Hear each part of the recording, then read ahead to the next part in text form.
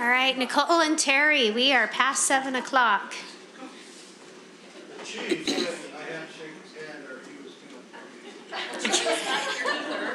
Oh, we're missing Julie. I thought she was out there as well.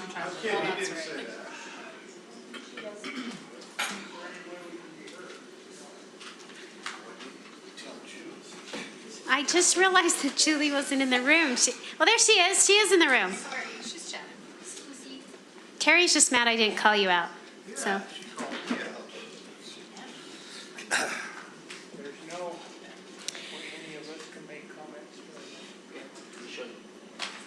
All right, we're going to go ahead and get started and call this meeting to order. Today is Tuesday, August 2nd, 2022.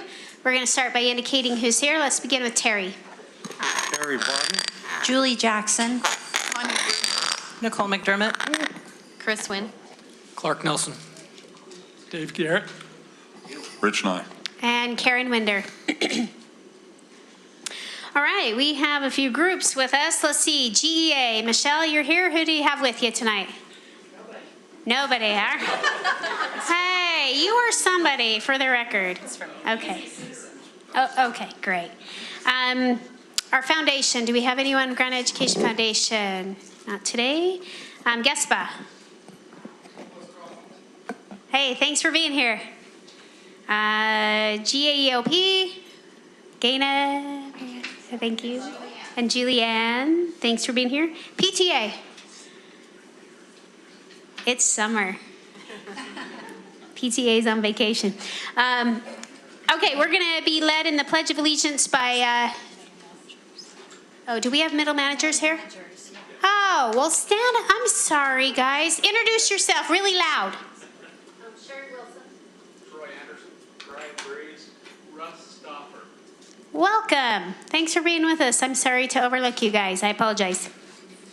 Did I miss anybody else? Okay, good. Now we'll turn the time over to Rick Anthony for the pledge. The audience, please rise and repeat after me. I pledge allegiance to the flag of the United States of America and to the republic for which it stands, one nation under God, indivisible, with liberty and justice for all. Thank you. All right, next we're going to turn over, let's see, it's reverence, and we're going to have a reverence by Terry Budden. Yeah. Pull your mic down, Terry. I was looking in this book of leadership inspirational quotes, and I found one that I thought was very appropriate for educators in the last couple of years, and especially in our district. This is by Ralph Waldo Emerson. He said, "Do not follow where the path may lead, but go instead where there is no path and leave a trail." And I think that our educators in this district and throughout have definitely forged new trails with things that they've done, and have made those trails into paths that many can follow. And we just appreciate all that you do. All right, thank you, Terry. Trying to see if we have any elected officials in the room. I do not see any. So we don't have any elected participation time. Patron participation time. We don't have anybody signed up for that. There is a tax hearing here at 7:30. By law, we have to start at 7:30 because that is how it was properly noticed. So what we'll do is we're going to continue with our board agenda, but whenever we get to 7:30, we're going to stop where we are, do the tax hearing presentation, open it up to public comment, and then we'll go from there. Just so everybody in the room knows kind of the organization of that. If you are here to speak about taxes and have not signed up, there is a sign up in there that just helps us organize the meeting. So if you haven't yet signed up and you wish to speak, you can step out in the hall. There's a spreadsheet out, or there's a sign up sheet out there. Okay, with that, we will move on to the Green Bus Summit. Dawn and Dave, if you'll come up and lead us through that conversation.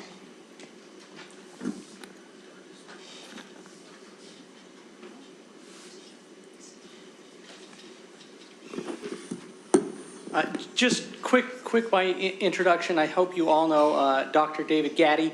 This is the Dave show. The Don and Justin show is on a little bit later, so please control your anxiousness here. We'll work with you. But Dave's done a great job tracking new generation buses.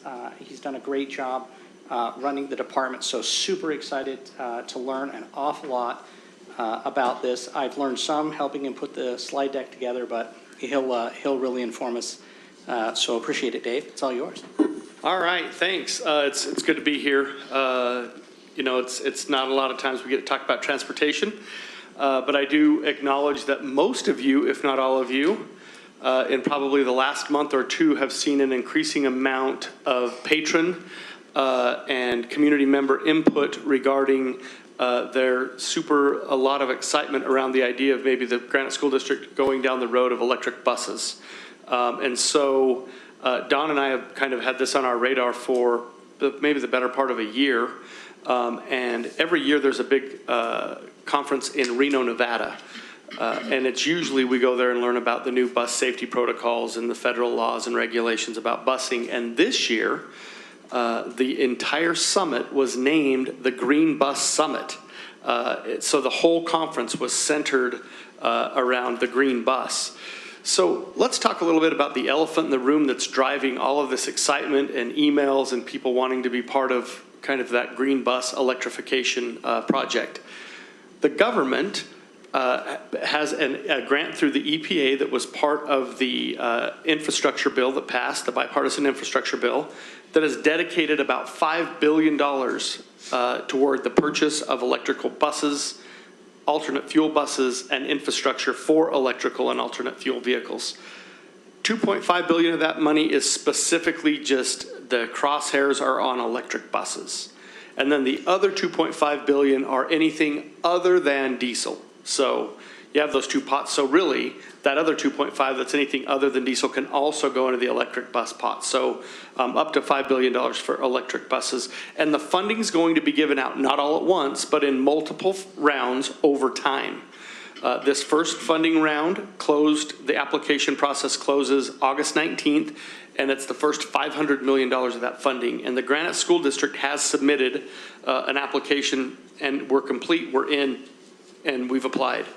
That being said, I want to be very clear, we are not a prioritized district. So the federal government came up with some metrics around poverty and traditionally underserved, and they go off of a scale, and they determine who is prioritized for the funding and who is not, and they have made no bones about it, that you are either prioritized or you're not. They said that you could wind up getting one, really, if none of the prioritized districts apply.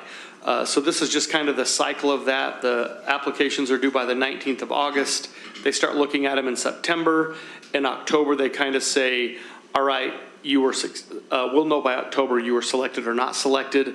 Then you kind of have this year to get the buses and then another year to put it all in and complete what you received the funding for. So that's just the grant cycle. Just wanted to tell you that. I wanted to give you, yes. Can I just ask a quick question? Do you have to reapply for each subsequent round of funding, or once you've applied, you are automatically included? Yeah, you have to reapply, but in terms of applications, this is maybe the easiest application I've ever seen.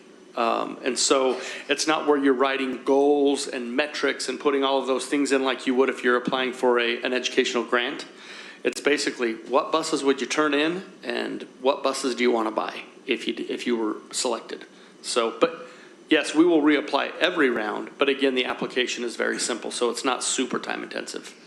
And actually, I wanted to thank Jared Gardner and the folks in purchasing for kind of going through that with us, because they're the ones who have to officially apply because they are the controllers of our district's sam.gov account.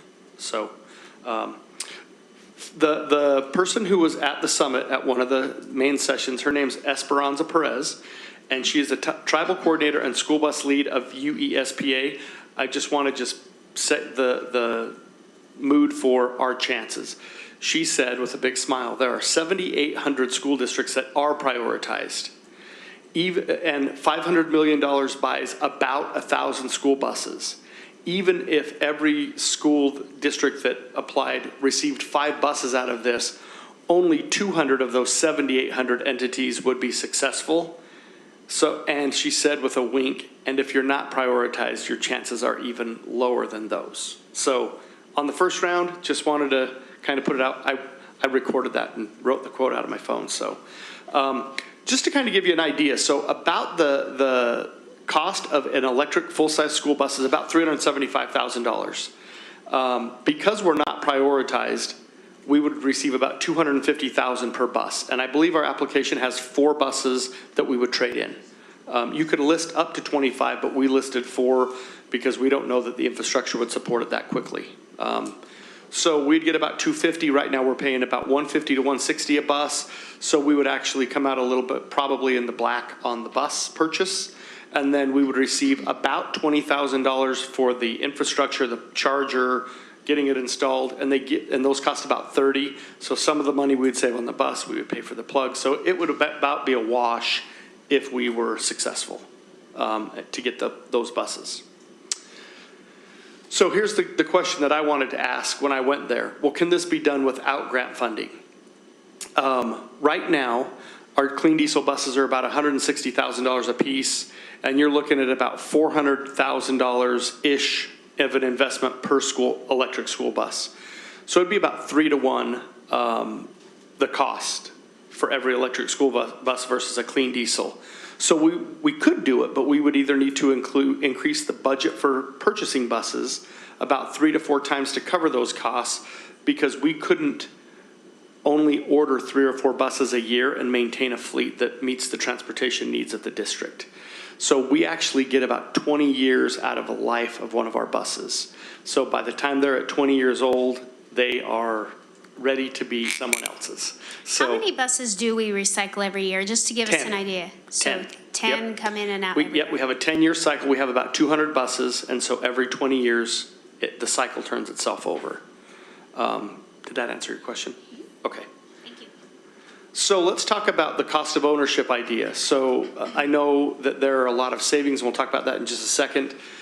If you receive the grant money, you can see that the cost of ownership kind of balances out somewhere in year 11 where you break even, and then everything between 11 and 20 years, you'd be making money because you'd be saving money on fuel. If you don't get the grant funding, you basically never recoup that investment over the life cycle of a bus. That was very interesting for me to hear and learn. And we do want to say that year 11 break even is somewhat presumptive. It's presumptive based upon the best information we have, because no one really knows how long that battery bank will last. And so this is the best data today, and the only thing that will prove the data out is actually running buses. So we're excited to see how that comes together. It could be as predicted, it could be better, it could be worse. So I want to make sure that I don't have to come back after the tax presentation, so I might pick up the pace just a little bit, but let's talk about yes, go ahead, Nicole. Sorry. I'm going to make you come back. Just kidding. So nobody has had electric buses. How I'm going to get to that.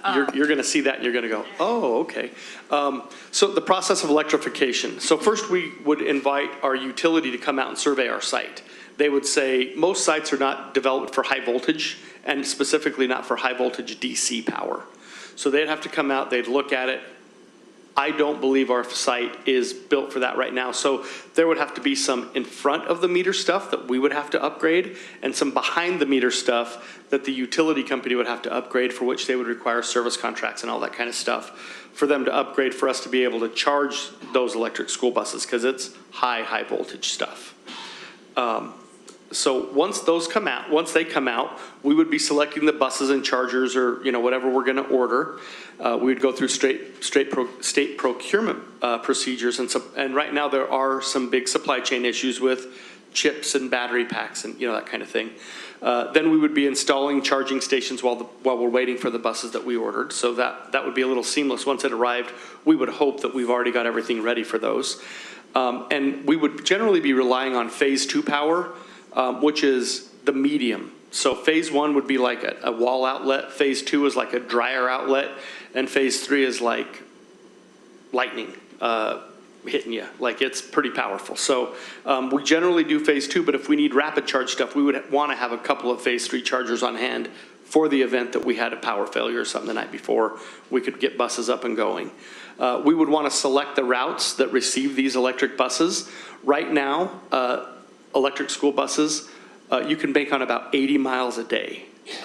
Right now, currently, 29% of Granite School District bus routes meet that requirement. So we would have about a quarter, a little more than a quarter of our routes that we would qualify for that. Is that 80 miles in the morning and then 80 miles, like, would you charge it in the middle of the day, or would it just be? Is that 80 No, miles? that would just be a whole day, and then you charge it up.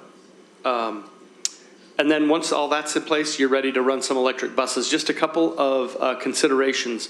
Charging off-peak is much cheaper. Here from May to October, it's 8 a.m. to 11 p.m. And then November through April, it's 7 a.m. to 10 p.m.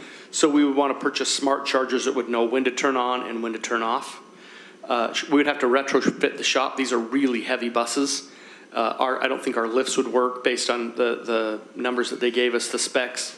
We would really need to train mechanics because this is high voltage DC. And the difference between AC and DC, not the band, the electricity, is if you grab AC, it will kind of give you a jolt and then you go, whoa, you know, like, but DC, if you grab onto DC, you can't let go.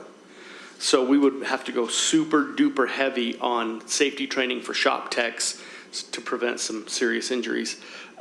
We'd also have to train our shop techs on these new systems versus old systems. A lot of these you fix with an iPad, not a wrench. So, you know, there's a lot of interesting new things we would have to do. And then we would look into V2G, which stands for vehicle to grid. So you're charging from your bus back into the grid. So when your bus is parked at 5, the grid sucks the electricity out to use during the peak, and they pay you for that, and then you charge it back at night, so you actually make money on that exchange. And those are all, again, smart charging ideas. It's not without risk. If you have power out overnight, all your kids would be walking to school. So we'd have to figure out all of that. Benefits of electrification. Number one is immediate improved air quality, right?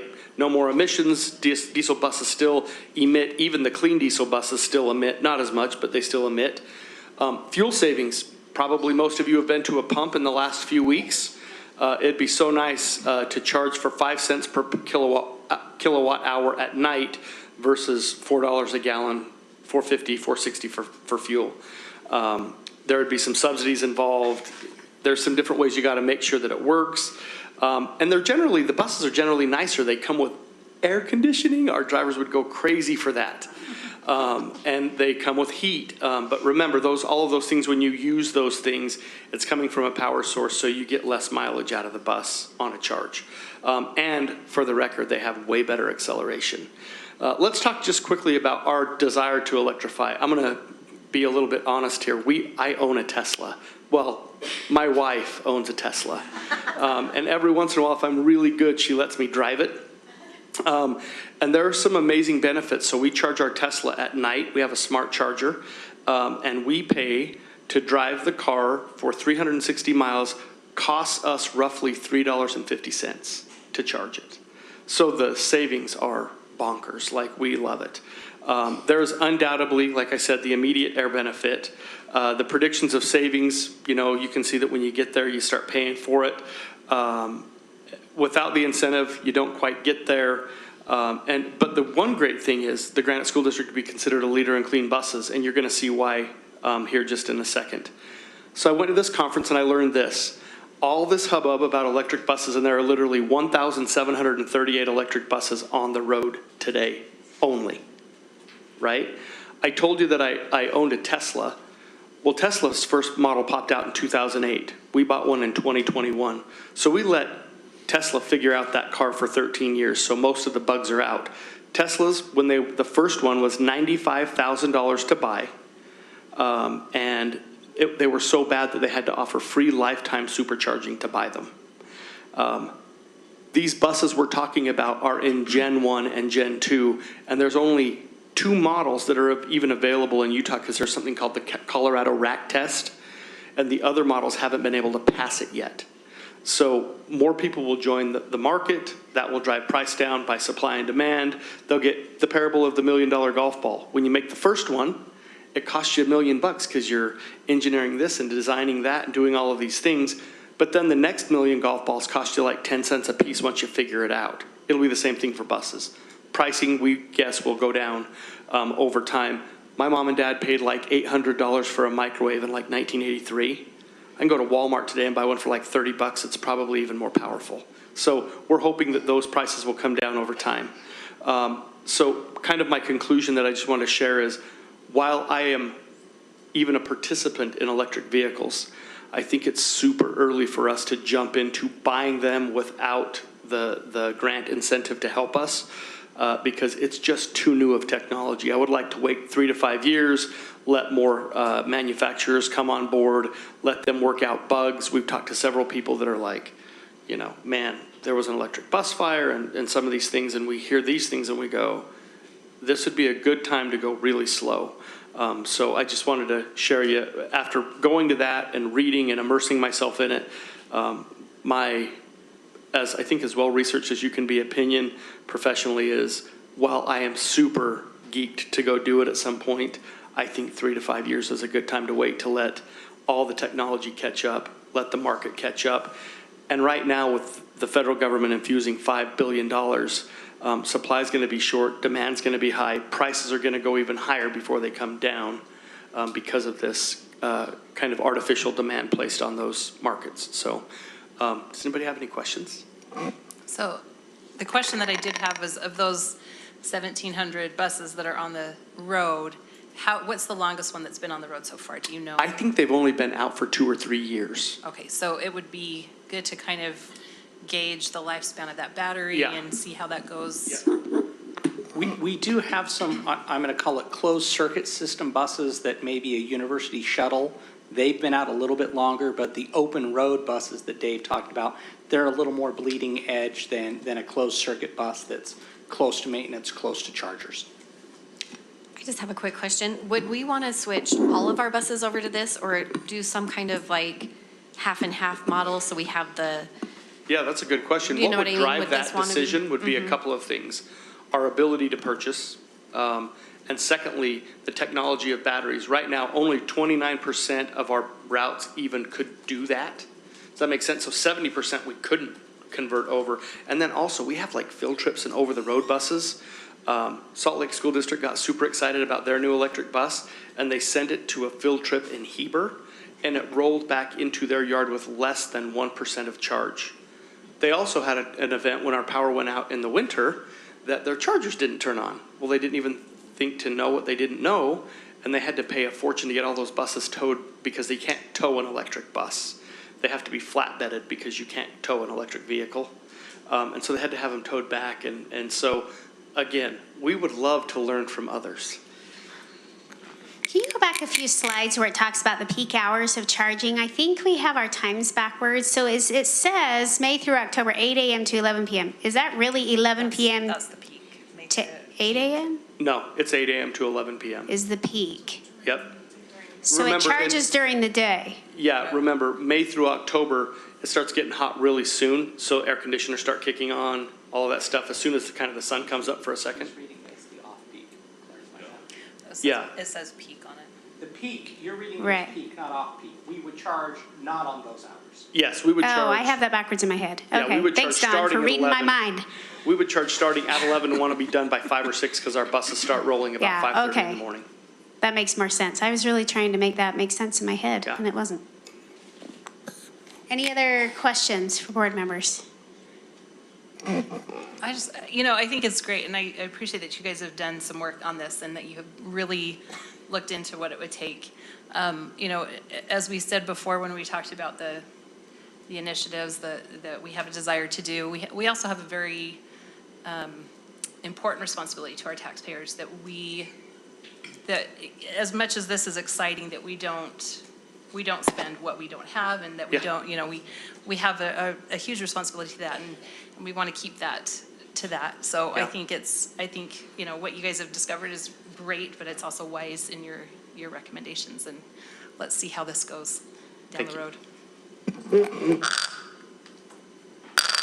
I'm curious on the prioritization by the EPA. You say it's based on poverty levels. Can you elaborate? Is that free and reduced lunch I'm not metrics, or sure what are they- the metrics? I'll email to one of these folks to forward it to you, the actual grid that they use. There's a title for it, and the title has left me, but it's kind of for example, you've got really rural districts in Utah that are on it. Salt Lake School District is on it. We're not on it. Jordan's not on it. Canyons is not on it. So to kind of give you that idea, but I can get the actual grid. I just wanted to thank you for this discussion because I think I think that having this discussion alone is progress. And, Sure.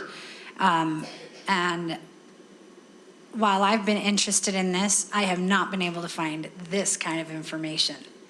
And so this is hugely educational for me. And as I talk about it with people, now I have some real understanding of what's complex about it, what's hopeful about it. And I do feel like eventually we'll be there.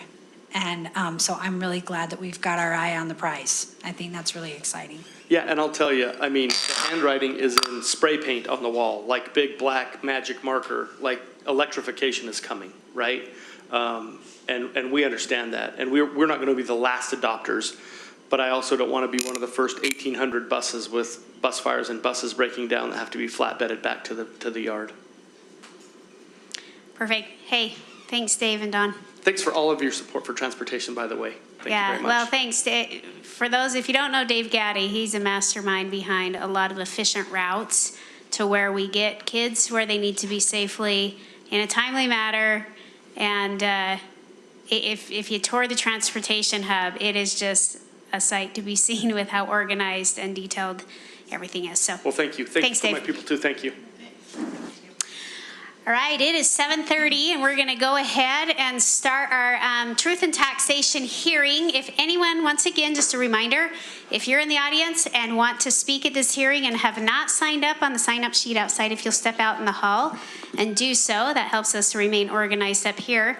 And then first, we're going to turn the time over to Brian Ibsen, and he will walk us through some budget information before we open it up to public comment.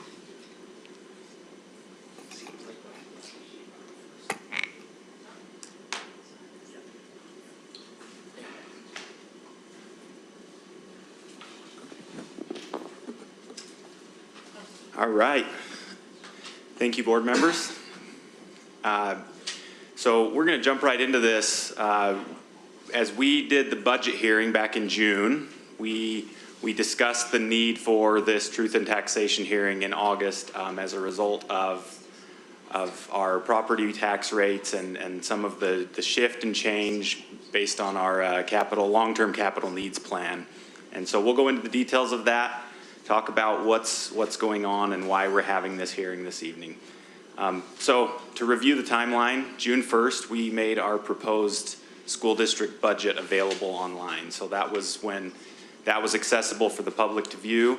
And as I mentioned, that included an increase above the certified tax rate that's set by our county auditor. So every year, our county auditor will set a certified tax rate that is essentially allows us to bring in the same revenue that we had the prior fiscal year, plus new growth that exists in the district. And because we have a rate that exceeds that certified tax rate, we are required to hold this truth and taxation hearing this evening. So on June 14th, we adopted tentatively the 2023 budget and the property tax rates. And then this evening, we are going to go through this process to officially approve a property tax rate for the 2023 school year. There are newspaper advertisements that are required by law as part of this truth and taxation hearing, and those happened in the weeks that preceded this hearing. So Salt Lake County actually publishes a consolidated ad in the newspaper that lists all taxing entities in the county that are proposing tax increases. And so ours was part of that consolidated ad that was published on July 17th and July 24th. And then this past week on July 27th, the district published its own ad for this truth and taxation hearing this evening in the Deseret News. So the Salt Lake County auditor is the entity that sends out tax notices to taxpayers. On July 12th, those were available electronically online, so any taxpayer is able to go to Salt Lake County's website, view their property tax notice, and see what the proposed increases are and where these tax hearings are held related to any increases that are on their notice. They mailed paper copies of those notices on July 22nd, and as I mentioned, anyone can get those online.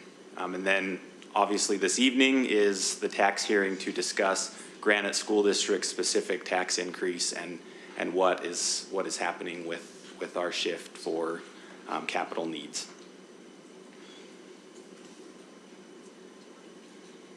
So as a reminder of where we sit right now with our long-term funding strategies and capital needs plan, we in 2017 embarked on a long-term plan to fund replacement and renovations of our school buildings that many of them are aging and in need of either replacement or renovation. And as part of that process, public input was received and the public was in favor of a hybrid of a single tax increase and a series of bonds that would be issued. So the plan, as voted on in 2017 and approved by the voters, was to have an initial series of bonds that would be issued. And then as we started having bonds come off the books and payments for bonds decrease and needs in the debt service fund decrease, we would shift that levy from the debt levy to the capital levy, so we would have ongoing funds that were available for our construction needs and our rebuilds and remodels. So because that debt service levy is not subject to truth and taxation and the capital levy is subject to truth and taxation, as we move that levy from one to the other, a truth and taxation hearing is triggered, right? And then in years where property values increase, the potential for increased revenues goes up as well. So we'll talk about that part of this equation as well. Just a review of some of the construction projects that have been made possible up to this point with funds from the bonds that were issued. Driggs Elementary, Evergreen Junior High, Hunter High, Oline Walker Elementary, Rosecrest Elementary, South Kearns Elementary, Valley Junior High have all been completed in the time since these bonds were issued using funds from the bonds. And then the big two that are in progress right now are Skyline High and Cypress High that are ongoing construction projects and using these funds made possible through the 2017 bond election. As I mentioned, the strategy in 2017 was fairly simple. We're going to issue bonds, and we have plans for that debt service levy, the rate, to decrease. And as that rate decreases, we begin to shift that levy from debt service to capital. The other piece of that is that rate that we shift is frozen, meaning that if property valuations go up, we would continue to levy the same rate that we had levied before. So in years where valuations increase, that results in additional revenues coming into the district. And the plan behind that was to account for inflation and to account for additional costs that come with the passage of time and building schools, right? And as we all know, that's definitely come to fruition, and more so as far as inflation goes. We have seen quite high inflation in the time period that's followed.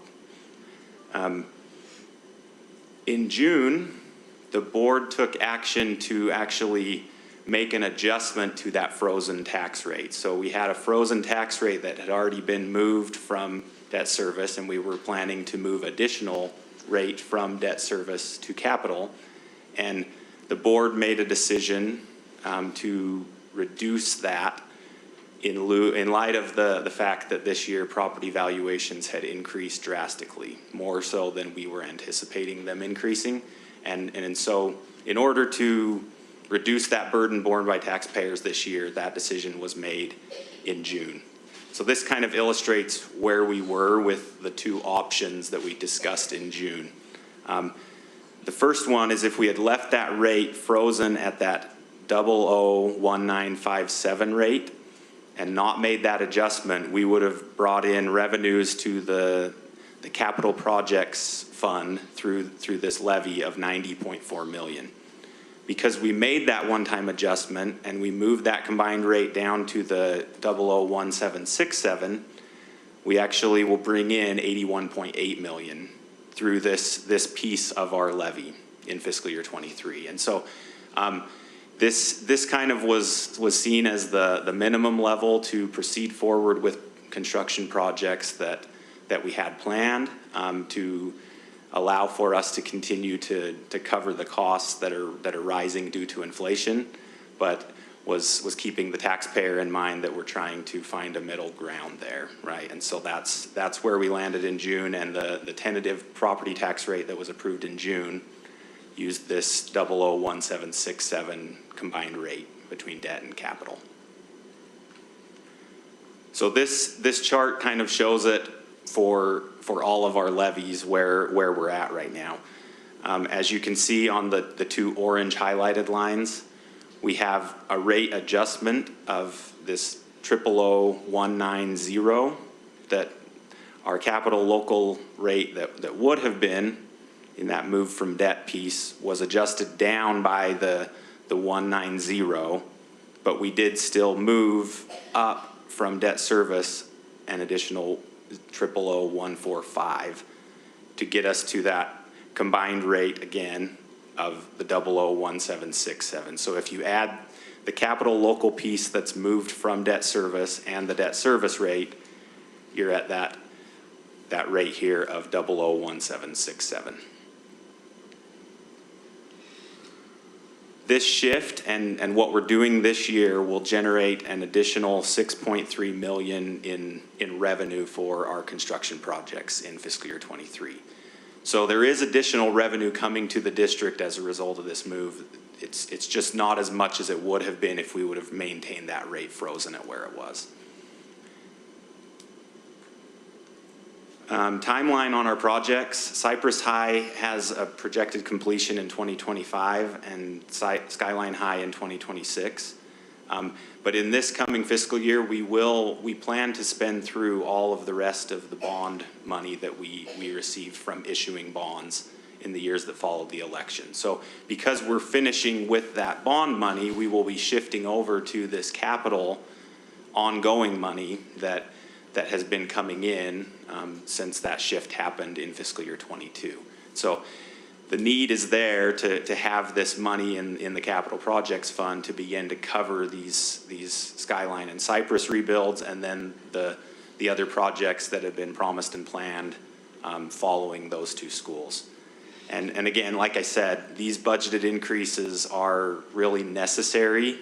They're the necessary minimum to continue forward with the plans that we have and be able to have plans to do things after Skyline and Cypress are completed as well, right? It's not just finishing those schools, but it's being at a place where we could jump into new projects following the Skyline and Cypress projects. As far as property tax notices go, there are a couple of important points to know when any citizen is looking at their property tax notice. So we talked about they're mailed by the Salt Lake County Auditor. The Salt Lake County Assessor is actually the person who sets that value for anyone's home. So when you look at your notice, the value is set by the assessor.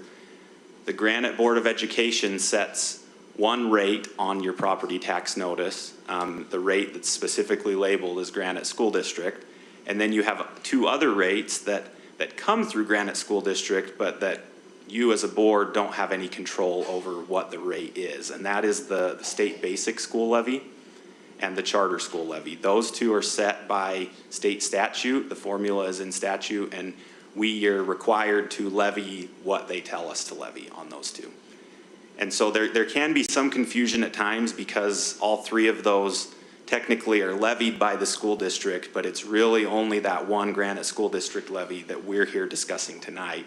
The other two are not what we're talking about in the Truth in Taxation hearing. And then every property tax notice will have property taxes for other entities as well. So it can be the county, city, library, mosquito abatement district, special improvement district. There are a number of entities that could potentially be on your property tax notice. And if there are increases on any of those levies, there would be board meetings and a truth in taxation hearing held by those entities to discuss the increases. So I pulled a property tax notice that was as close as I could find to the average value in the school district. The average value of a home is right around $485,000 in Granite School District, and this notice is right around that valuation. And I highlighted on here the 3 lines that I was referring to earlier that come from Granite School District. And let's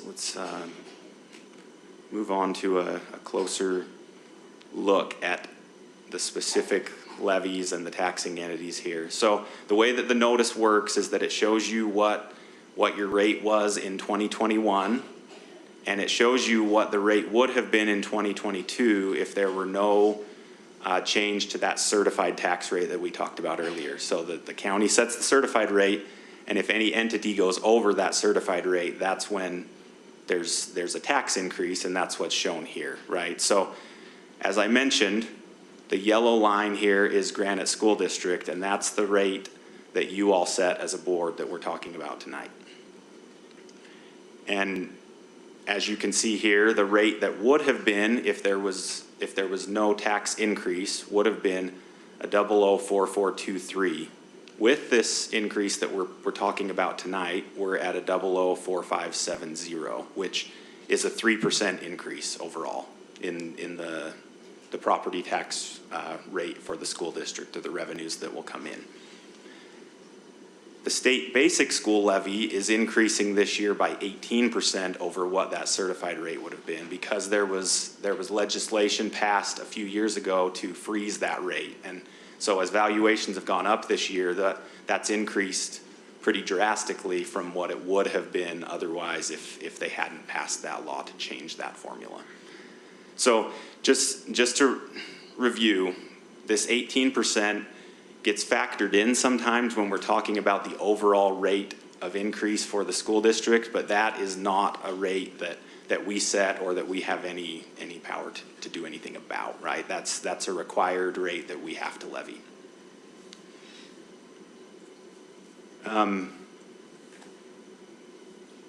As far as appealing your property value, so if a taxpayer gets their notice and thinks that the value is not correct, or that it doesn't reflect the true value of their home, there are options for a taxpayer to appeal that valuation. Online, saltlakecounty.org/property tax, you can find the appeal form and instructions. Deadline for those appeals is September 15th of this year.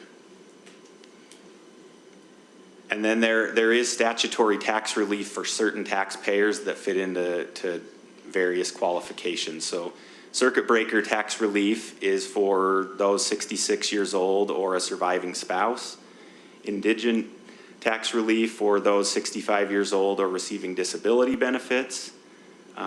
Extreme financial hardship relief may apply at any age. And then for veterans and blind individuals, there are statutory tax relief options available that taxpayers who meet any of those qualifications can go to the Salt Lake County website and find the forms to fill out to apply for any of those.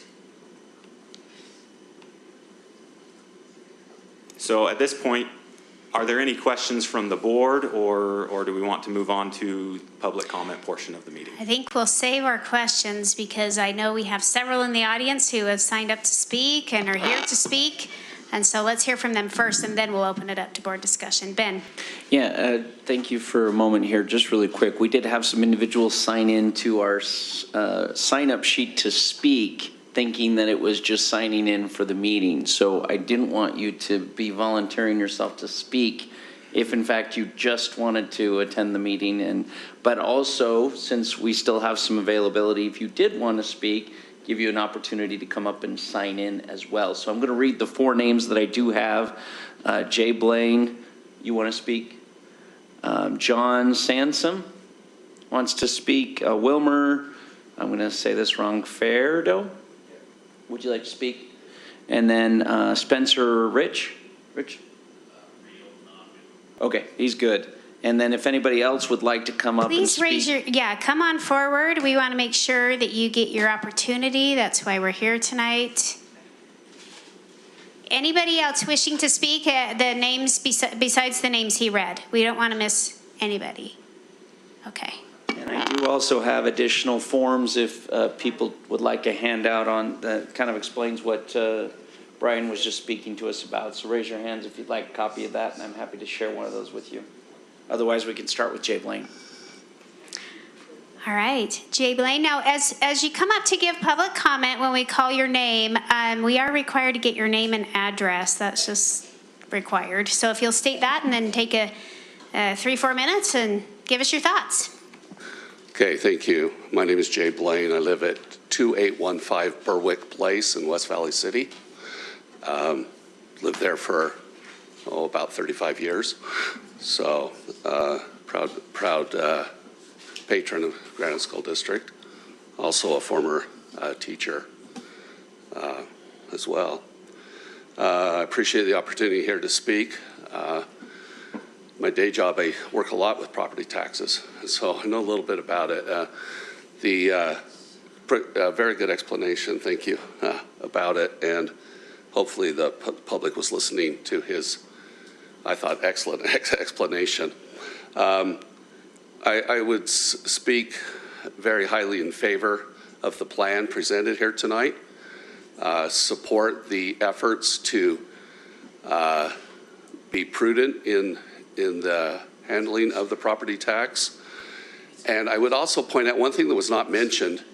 The percent increase is based on the reduced amount or what would have happened with no tax increase. It's not based on what you actually paid last year.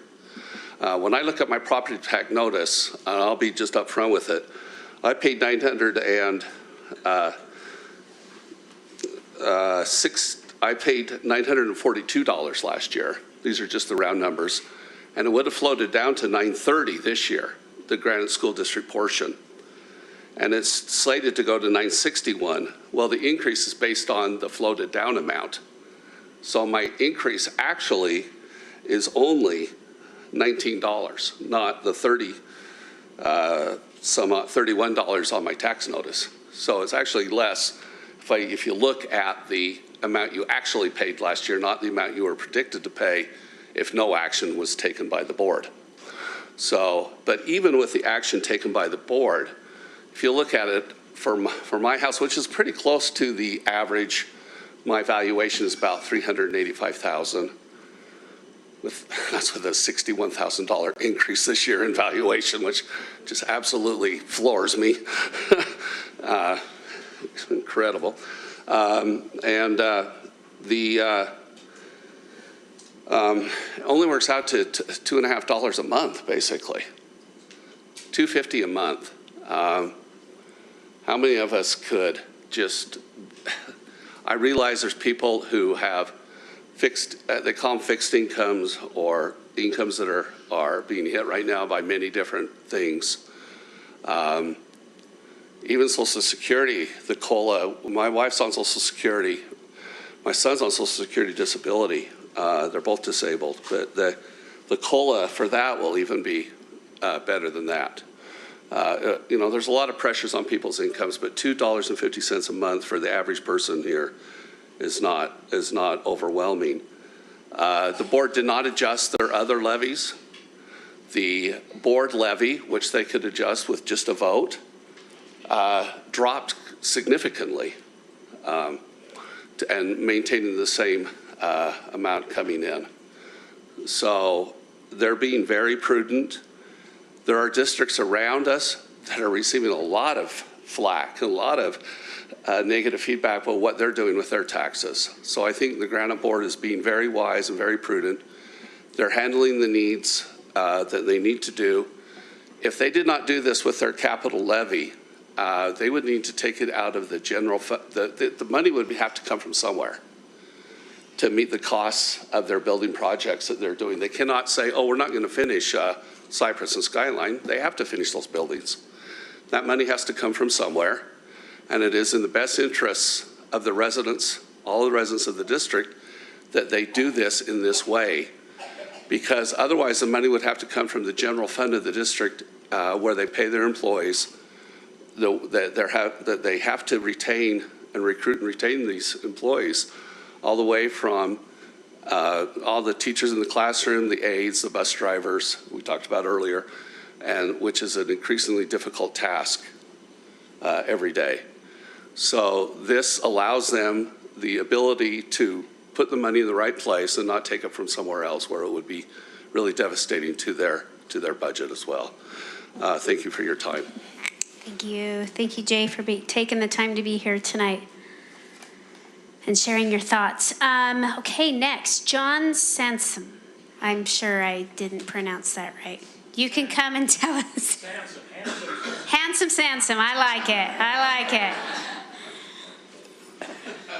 My name is John Sansom, and I live at 2936 East, 3835 South in Mill Creek City. And I probably am preaching to the choir because I felt like this was going to talk about the entire tax program and not just Granite School District. I'll let you know that the house I live in, I've lived in for 50 years, and it's about 3/4 of a mile below Skyline High School. So all my kids went to Skyline, and I'm grateful to see the new school being built. I retired military. I was in the military for 41 years, but the house I bought, I've lived in or kept for 51 years. So I've lived in the area for a long time, and I thought maybe you would like to hear how I look at things. The explanations were excellent here, but all of the things up there about exceptions, I don't meet any of them. I'm military, but I'm not disabled. I'm over 65, but my income is just a little bit over that. I'm on a fixed income with retired military and Social Security. And I thought you'd like to hear some facts. Let's just put it this way. I won't give you the total amounts, but in 2014, from 2014 to what I estimate in 2022, my taxes have gone up 78%. My gross income has gone up 22%. And I'm not poor, but it's now really starting to squeeze. I'm 84 years old, and I just think people need to take a look at how we look at it. What you say about being prudent with your money is fine. I have some more objections over some of the other taxes here, and I thought this was kind of an open thing for all the taxes. But I don't notice a hearing for Salt Lake County. Do they have one? All taxing entities do have to have one. Does anybody know when the Salt Lake County's was noticed? I've got one here for Mill Creek City, which I'm going to attend, but I don't have one for Salt Lake County. And I just thought that you should know that for somebody that's pretty stable and has been in my house, I mean, this doesn't mean anything, and I know, and it's the house I'm going to die in. I'm not going anywhere. The house I bought for $32,500 in 1971 was rated at almost $700,000 this year. Now, I understand inflation, and I understand that all takes place, but my income versus the taxes, as well as other things, gas and food and everything else, where I lived what I consider to be an average, comfortable life, it's starting to squeeze. Now, I don't know how many more years I have to live, but I'm sorry to be a complainer, and I'm not complaining about what's happening, but I think you need to get a view of how some of us are really, and even the small taxes. In your case, the amount that I have to pay is about half of what my tax rate is. So Granite School District, I'm paying half, almost half. My taxes this year are going to be $4,100. In 2013, or in 2014, they were $2,000. So that's almost 100%. It is, $2,200, it's almost 100%. And so I just wanted to leave that with you, and I don't want to be considered as a complainer, but I think you need to get that point of view, and I really want to talk to the Salt Lake County people and the Mill Creek people, and I have to leave, so thank you very much for your time. Thank you so much for being here, sharing that important perspective. I don't want to speak out of turn, but I don't think Salt Lake County has a hearing this year. They do Mill not. Creek City does, but Salt Lake County does I not. know Mill Creek, and I'm going to that one too, so thank you. Okay, there you go. Thank you. Wilmer. Just a reminder, remind us of your name and your address, please, before you start. Yes, my name is Wilmer Fajardo, and I appreciate your guys' time. I really do. I come from a background from Honduras. 33 years ago, I came to this great country, and I admire this country very much, more than you guys can imagine. The reason is because, very simple, we pay taxes. It's good. In my country, well, it's not my country anymore because I'm proud to be an American. In Honduras, people pay taxes, but you go to the schools, where is the taxes? They're gone because they take it. They put it in the pockets. And here in the United States, it's different. We see the results. We have a huge high schools, which is good. And one part is good, and the other side, why we need a big building? Why? Just to feel comfortable? I don't think so. I think we need better teachers. I think we need better meals for the kids. My wife, she used to work in a school, and she cries every time she comes home because all the apples, all the pears, all the orange, guess where they're going? To the trash. My friends, they're going to the trash, and you guys are paying that money. Why? Because there is no system in place where they control. And we're wasting that money. People in Honduras is dying because they don't have the orange. They don't have the apple. Just take in consideration, yeah, it's great.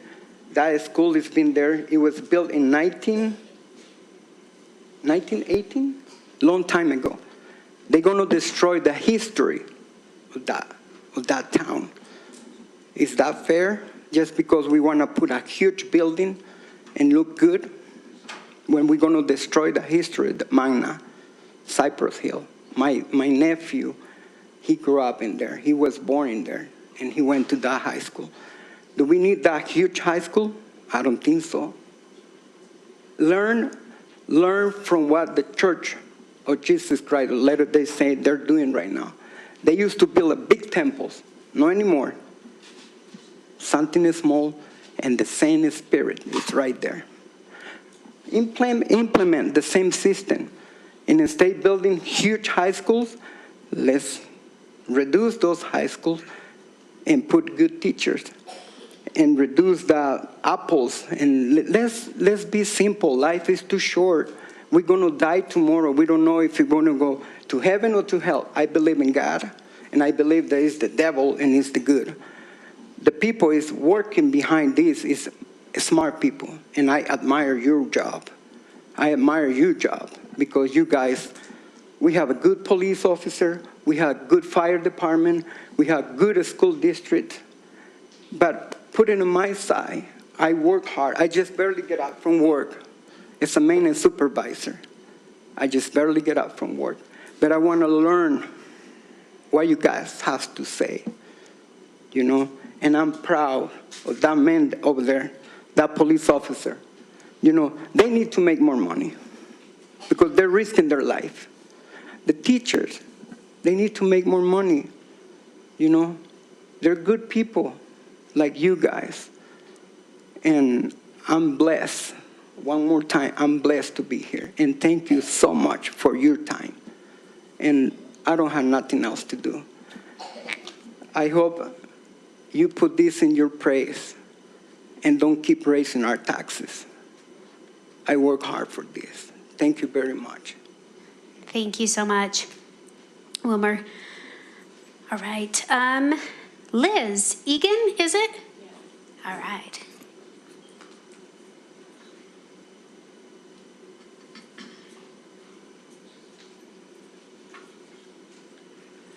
My name is Liz Egan.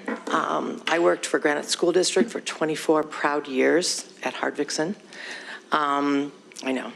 And then went 10 years to a charter, American Preparatory Academy, the elite kind of a charter, you might say, and the one that's caused more rock and roll than anybody else. And then I finally, after 43 years, retired from Canyons. So I think I've put my dues in. I live at 3926 South Skyview Circle, and I was hoping that gentleman would stay. My husband's lived there since 1951. We got him beat. We've been there way longer. And my father-in-law bought that house for $11,000 in 1951, plus the house next door. So, yeah, times have changed. I know that there's an increase with the 18 plus the 3% just for Granite of 21%. And I understand that that's a lot for everybody. And I'm appreciative of everything that you folks have to do. And where you have to come up with that money is just unbelievable. But I think that there's alternatives out there.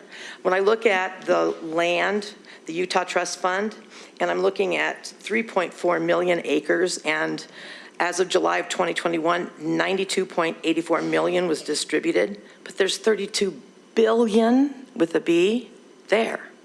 And we don't want to touch that because we might need it later. Well, this is later. What did Obama say? And I didn't vote for that man. But what did Obama say? He said, in a time of recession, you don't increase property taxes. We're all hurting. So, and you're not the only entity. The only entity that decreased was mosquito abatement, which we shouldn't even have because they've killed all the butterflies. Anyhow, so I know that there's the whole issue with the charter schools. We have to give weighted pupil unit money to the charters, and I'm concerned about that, having worked at a charter, because there's not public school entities that are running the charters. So at what point do we divide? I'm really struggling with that, having worked for Carolyn Charette, and who I absolutely love. But at this point, there's also American Preparatory S, their system, that is a separate entity that runs them, which is not, it's a private entity.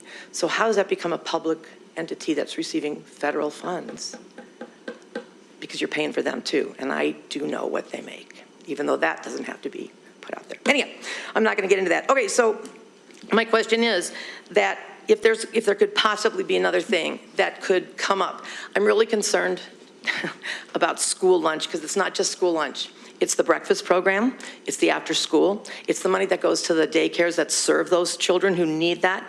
It's the summer program that's not feeding kids right now because there's no money, there's no room at the inn. He was talking about the waste of the fruits and vegetables. I agree. How can we recycle that? Maybe give it to the zoo, maybe, find a different place for it other than the garbage can and make it functional. I agree. But at this point, I want to go through, there was a 154 million total in taxes in cigarettes. You know how much Granite got? 47.5. What? Give it all to us. I mean, they shouldn't even be selling cigarettes or any of that crap. But if you are, put some in the cancer fund, I get that, and then the rest to Granite for school lunches. Okay, in the alcohol, that also helps fund our school lunches. There's 52 million that went for school lunches. That's not enough. And we can increase those taxes so that maybe some people will not buy those. And then I was told, just coming in here, that if we increase the taxes on alcohol, then the parents that need that alcohol, wait a minute, need that alcohol? That need that alcohol won't be feeding their kids. So I'm at a loss right now. I don't know, but there's got to be other places where the money can come from. For the taxes that we've got, Mill Creek increased in an inordinate amount, which I'm also going to Mill Creek, but Granite School District went up 113.71 plus 9.53 in mine. So that's a lot of money for me because I'm retired now. And it's hard for me to gripe because I'm a teacher. I will always be a teacher, even though I'm retired. I'm always going to be a teacher. And I'm always appreciative of the educational system. But I'm dying. please, in a time of recession, please reconsider and look at other funds. Maybe this is a time to delve into the Utah Trust Land Fund. Please consider it, and then hit hard those cigarettes and the alcohol. I don't know how to get that raised, but that's got to happen too. Okay, thanks. I appreciate you guys. Thank you. Thank you so much. All right, did we miss anybody? I think we've gotten through our list. All right, now we've been through the presentation and we'll close off public comment for our tax hearing. And now we'll go into board discussion. So board, I turn the time over to you. Any comments to lead us off?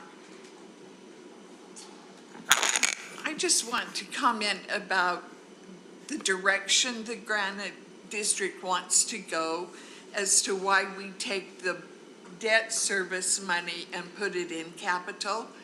Because before, in the 90s, Granite was a pay-as-you-go district that we didn't bond and we didn't want to bond. And as we transfer just that money, hopefully we won't have to bond again. And that's why we're putting the money into capital so that we can build schools as well as take care of the remodels on a pay-as-you-go system.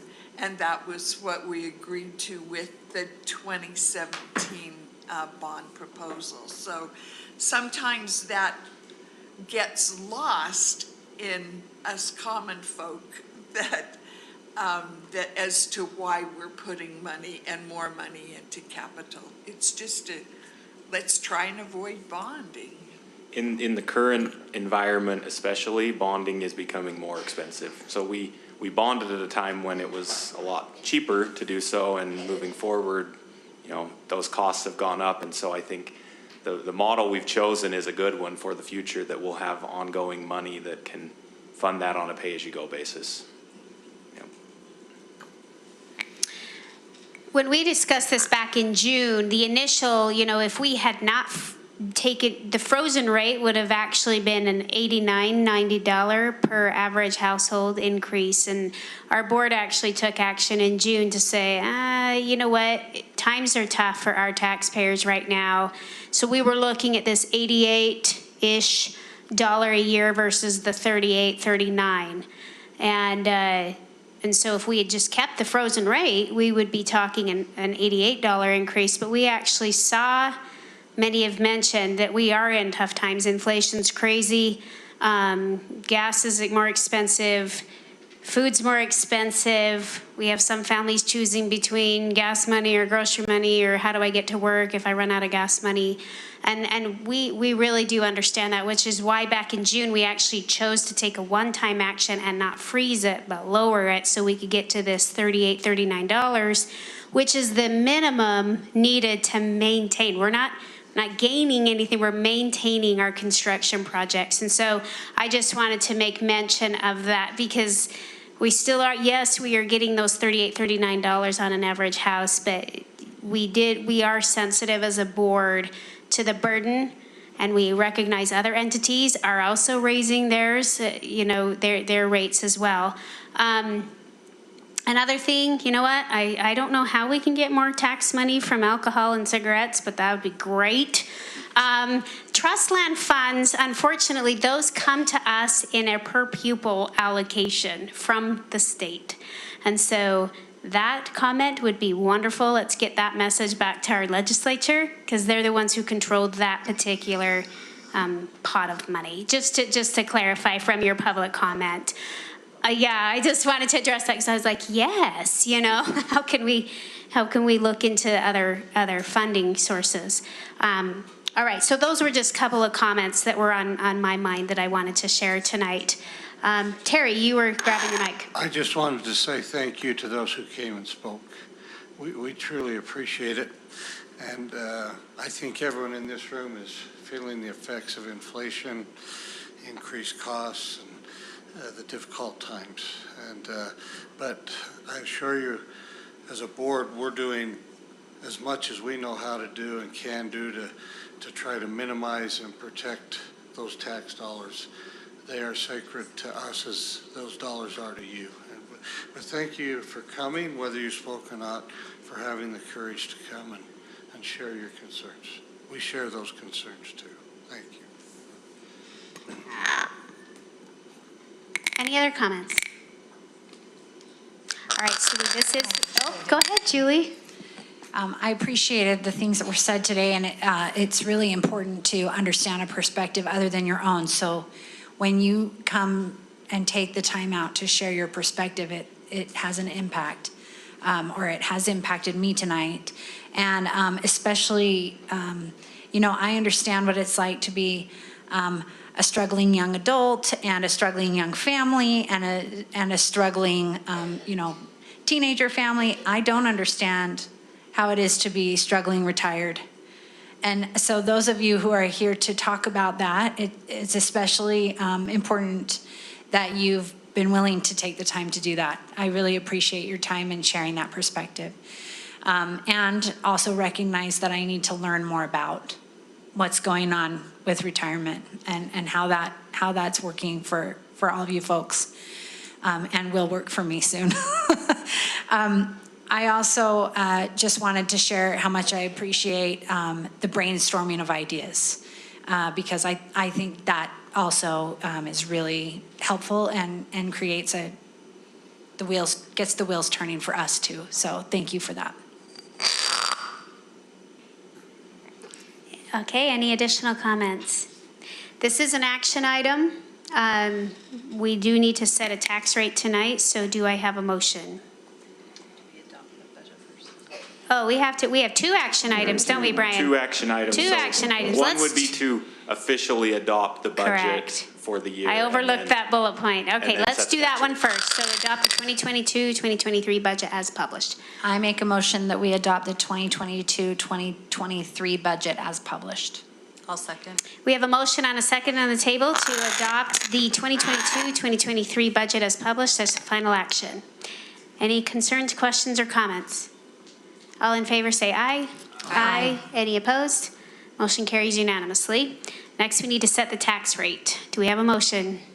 I'll motion that we set the tax rate to be 0.006311. I'll second that. We have a motion and a second on the table to set the tax rate to be 0.006311. Any further questions or comments from the board? All in favor say aye. Aye. Any opposed? Motion carries unanimously. All right. Thanks again for everyone here. Thanks, Brian, for your very detailed, understandable presentation.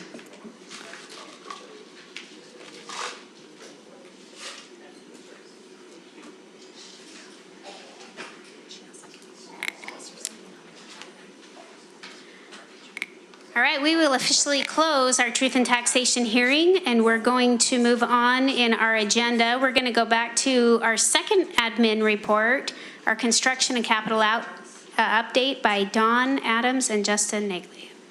Did I say that right? Nagley, right? Thank you. I finally got it right.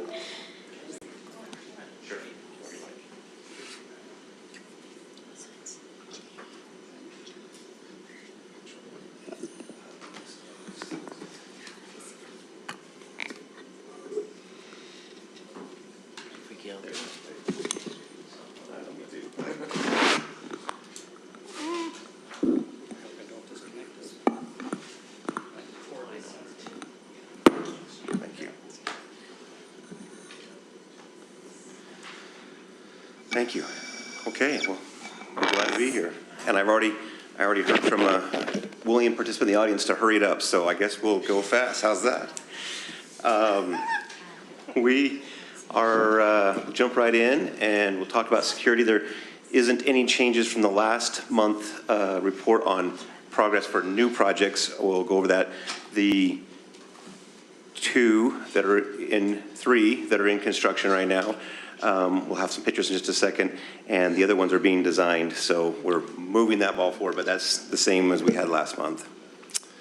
And then, Mr. Adams. So if you recall, last August, with our ESSER 3 money, we were able to do some HVAC improvements, and we had dedicated a portion of that money to do so. Through the willingness of design, we actually have in front of you 18 schools as an update that are well into design, and we do have 4 under construction. So we're doing a lot of controls projects, things of that nature that deliver the better, healthier air, better ventilation, et cetera. So those are many items that we can do during the school year behind the scenes and transition those relatively seamlessly. So we're excited to have those on the street, and we're excited to continue to bring those to you. And I think often you see those acquisitions of services and materials in your board packet as we do purchases. I do want to just take a quick second and a shameless plug for all of our people in our department and general maintenance that are working so hard this summer. We know that August is up on us, kids are coming, teachers are coming, and everyone is running as fast as they can to get projects wrapped up. And so we have a lot of very important people that are doing a lot of hard work. And so I just want to thank them because they make our job a little bit easier. So I do appreciate those people in our departments. Hardvixen security remodel, we're just wrapping it up. I've got some pretty exciting photos here in just a second. You can see there the wood in the background is blocking an opening that will now become the new door. So when you come into the front doors, you'll turn and go to the left and go into the office. And then if you're cleared to move on from there, you can go into the school. So that's progressing, and this is even further along in these photos. So we're right on schedule to wrap that up before school starts this fall. Rolling Meadows is kind of the same situation. New storefront there, again, forcing patrons and anyone after the bell to go into the office, be checked in, and then they can, if cleared, they can then move into the school or whatever they need to, whatever business they have in the school. William Penn, we've just begun. They have moved the office to the northwest classroom, and so this is the front of the school. You can see their trenches dug there, and moving with concrete that's already there for footings, and starting the remodel project at William Penn, which is an example, or the Diamond Ridge model is the one that will be copied here for the William Penn project. Just real quick, with school starting in a couple of weeks, what does that look like for these schools that are a little bit of a mess, Sure. for lack of a better term? There are some. I think it's remarkable. It's almost like a Christmas miracle in August. Every year that our people work their tails off to get things buttoned up, and the custodians of the schools and the administration work hand in hand to get things buttoned up and make things as nice as possible. Clearly, we have to make things safe and not affect the learning. Sometimes there's a little bit of a not quite finished sign, or whatever, but boy, we sure try hard to make it as presentable and as clean as we can so that we have patrons and students safely in the building. Great, thank you. And then in this example, William Penn is the one you meant. You heard Justin mention that they've relocated their main office to that northern section, and so they're going to be operating out of there. And so it'll be rough, but I think that team is ready to go and will go smoothly as they relocate that office for the next few months. Sure, turf, exciting topic. We're growing plastic grass at 2 of our high schools this year, and it's coming in nicely. So it's amazing. We put these photos in here all of 9 days ago, and you wouldn't recognize the 2 turf projects because it moves that quickly. So Granger, old turf had been removed, putting in the new stuff. You can see how it's starting to look. They've been out putting the infill material in. This is one of the original artificial turf fields of the district, one of the very early versions that did not have a water cannon cooling system. That water cannon cooling system was added to this. And so, student safety is increased here. They should be playing on it. Dr. Howe is texting me politely saying, in time for opening game, right? In time for opening game, right? So, yes. So we're moving along. It's going to be tight, but the Hellas construction team's putting a lot of long, hot hours in on that school. Next is Taylorsville High School with the donor. Same situation. Taylorsville was an older field that did not have a water cannon cooling system. That's been installed. You wouldn't recognize the imagery today if you were walking out there. It's progressed, numbers, letters, everything going in. And they're down to the wire for, again, their opening game, but it's coming together in the August Christmas miracle that is Granite School District. For all of the construction guys that are listening to the live broadcast, hint, hint, get it done. But no, things are going well, looking great, good news environments there. Cottonwood High School, it's the auditorium remodel project. I think Troy Anderson must have just left, but his team with Granite Builders is executing this contract and this portion of the work. And as we jump in there, you'll be able to see back behind the chairs there in the back of the auditorium, we have built, you'll see it here, this wall, and now the one to the right with the drywall on there, an AV booth, if you will, that's ADA, has ADA accommodations. So anybody that wants to be on the stage crew can be involved and can reach that in a safe manner. So that will be exciting. That will be buttoned up before the kids get there. And then we'll use the existing sound system through at least the first half of the school year. We were just told recently that the new components are not expected any sooner than the second quarter of next year, which puts us April, May, June. So we'll work with the school to find a window when we can get in there and replace those the sound system. If by chance the old one doesn't make it that long, then we'll rent one to get us through the rest of the year. So we feel like we have a contingency in place, but there's nothing we can do on those components that just aren't here in this country yet. So we're crossing our fingers and hoping for that Christmas miracle we just mentioned a few minutes ago to keep happening. GEC Cafe downstairs in the dish room. I'll show you there's the rubber flooring, the non-slip rubber flooring is being applied, as well as the stainless steel. You can see the stainless sheets going on the wall.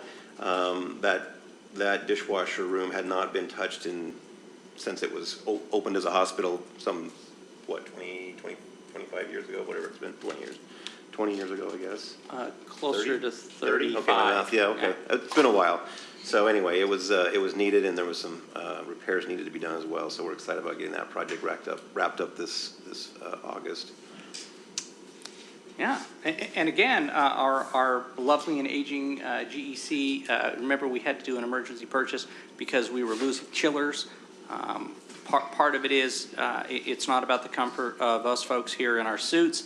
It's about the fact that we need to cool a very expensive data system that runs our entire district and all of our student records.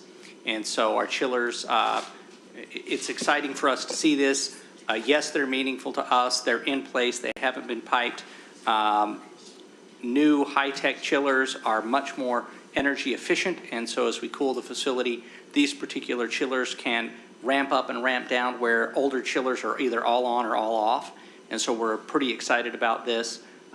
There's backup systems that are being in place, and you'll see those come in line for our data center and other operations. These chillers, modern technology to us, it's pretty cool. They're about 70% the size of the old original chillers in this building. So bigger, better, faster, smarter chillers, kind of the $6 million man theme for us old enough to have seen it when it came out, not in reruns. Third floor in the GTI building, the pharmacy and animation lab remodel projects have been going on this summer. And I'll just show you, there's the flooring being installed and some cabinetry going in, and this is for the pharmacy lab, which we're excited to get that up and running.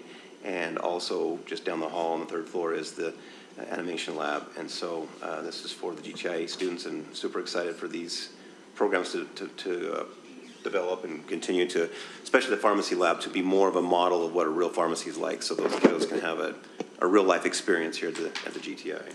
And a matter of fact, I'm harkening back to some of the things that were said in the tax hearing as we were talking about facilities.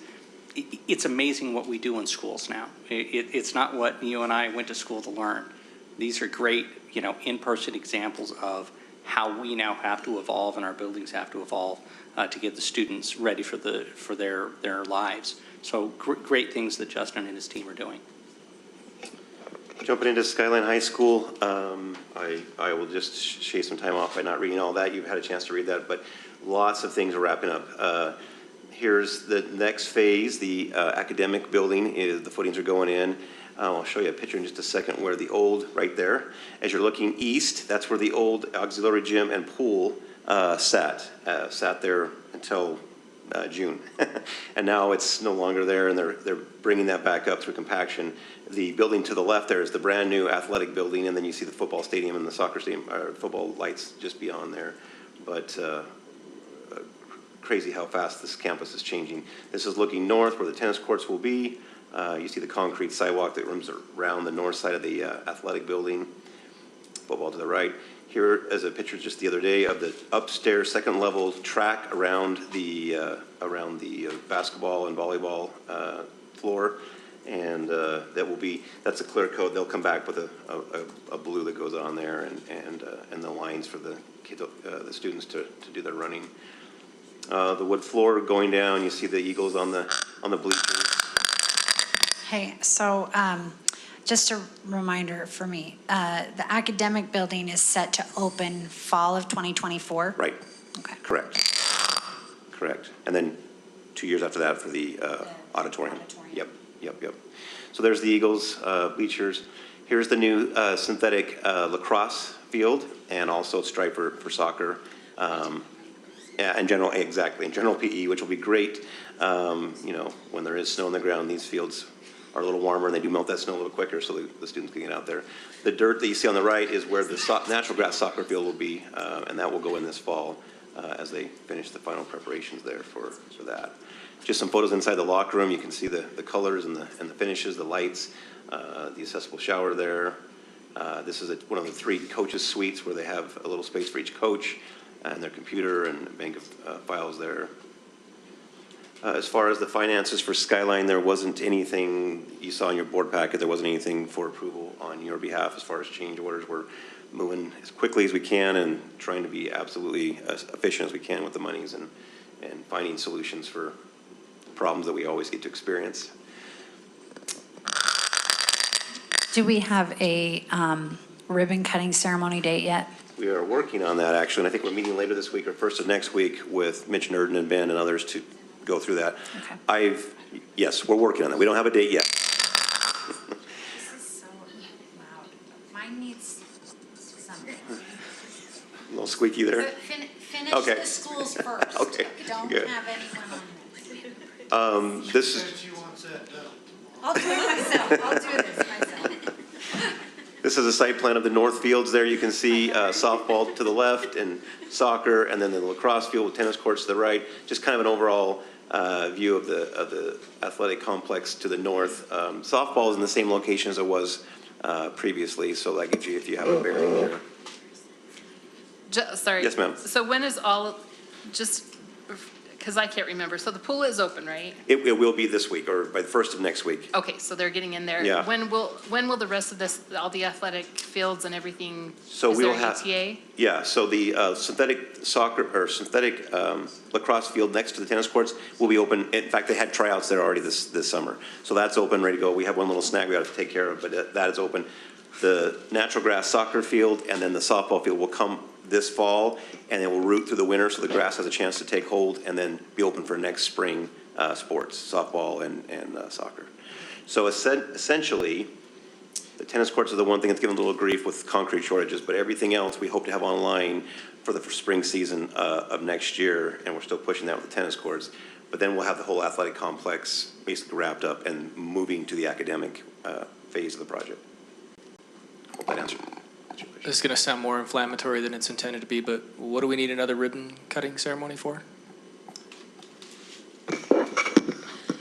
Because we like to celebrate when we have huge milestones, and because of the length of this project, we want to make sure people know and understand what we've been able to accomplish and what we still have left, and kind of keep people up to date. So it'll be more of an open house as opposed for the new athletic facility, as opposed to a formal ribbon cutting. And we're planning on doing that around a girls volleyball event and kind of trying to bring in the community and celebrate this next phase being completed. And you'll get an invite for that as soon as we have the information. I would just say this with any of our projects, wherever it is, it's good to remind our taxpayers who are paying for the projects that we are keeping our commitments to the projects we committed to, and these kind of opportunities don't come around all the time, and so we want to make sure that we have take that advantage of that when it does come up. What I heard is that Clark wants to give a 20-minute speech at that, by the way. We'll plan on that. That's exactly what I was getting at. We'll move if that's okay. The next slide. Oh, Move along. I think I jumped, sorry. We'll come back. This is just a slide of the overall site and what's going on with the lighting, which we can talk about. Cypress High is, do you want to? Yeah, I can Okay. take this one. Sure. Make sure Justin doesn't lose his voice. So Cypress is proceeding. We have the list of things. A lot of common themes here. Again, the foundation and orchestra pit walls, we showcase this not only because it photographs well, but it is the tallest walls that are going to be part of the project, moving along quite nicely. For scale, you can see that little four-wheel drive unit out there. We like to joke with them. Their superintendents ride, all of us walk. So it's very nice. Geothermal wells, again, part of the district being frugal. This will be able to operate our heating and air conditioning systems more efficiently as we use the Earth's resources to temper our water systems, et cetera. Steel trusses, these are the steel trusses that will be as part of the pool building. For scale, I can stand in those steel trusses. Now, I admit I'm a little short for my weight, I'm not gonna lie, but those are pretty good sized steel trusses. They've been on site, ordered early, so we can get better steel pricing. Retaining wall work continues around the site. Remember that this particular site had a north to south slope of just about 100 feet of fall. It's up on a hillside, so it did take a little bit of earthwork to get there. The next, showcasing some steel door frames. Again, ordered early to make sure that we didn't get hit with any price increases. So again, we're trying to get as much material on our sites as possible because we want to avoid inflationary costs as much as we can. So Cypress, moving along, still on schedule. We are in a concrete shortage. They are rationing all of the builders. They're doing their darndest. Right now, we haven't been hit with any substantial delays. You know, if you go out there, a lot of guys are doing a lot of important work, working hard in the hot summer heat. So appreciative of all the construction team's efforts out there. Still, not a lot of big changes on the monetary side. We like to warn you that this is what we call the summer doldrums. The accountants don't get back to work until after August. So we could see some cost inflationary factors coming in, but we're trying to balance out costs right now internally and hope to minimize any change orders. Jumping to Westlake, which we're excited about. You're going to see, and you've already seen the photos, but we've, there we go. The perimeter footings are 95% complete and moving on to interior footings and other exciting things. 26,000 square feet of the concrete slab has been placed in the south and west and east wings. And then you'll see the structural steel here in just a second. Could we get a drum roll, Terry?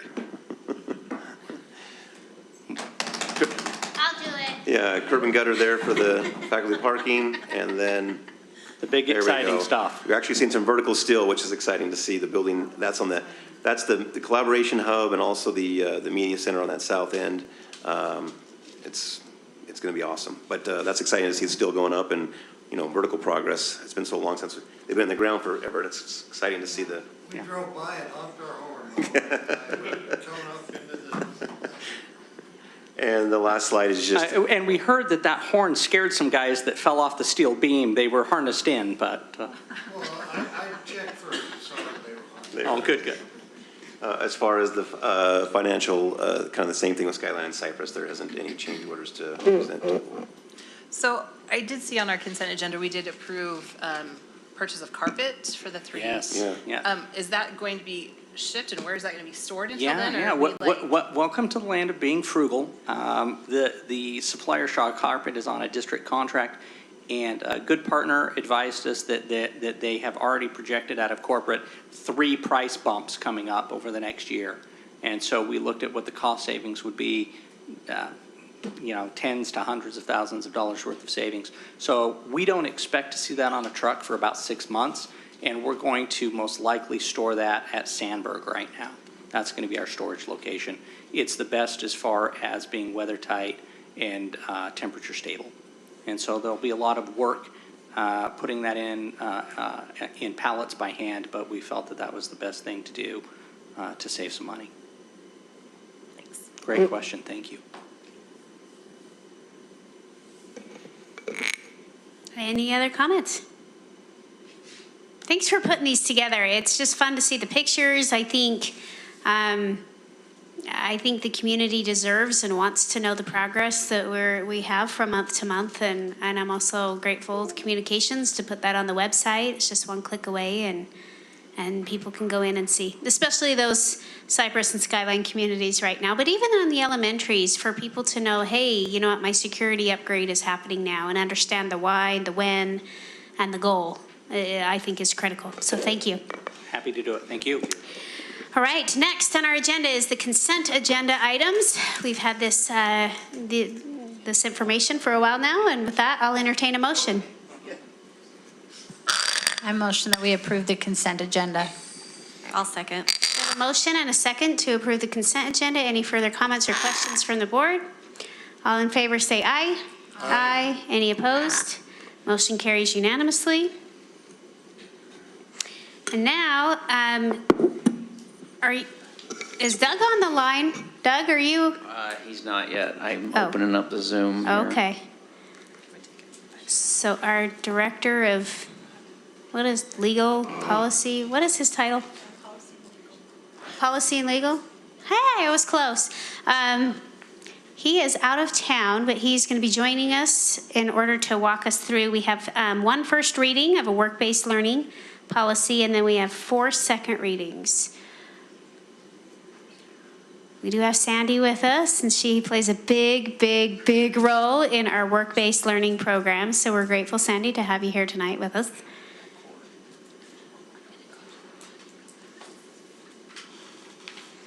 And we'll just take a minute to try to get Doug online.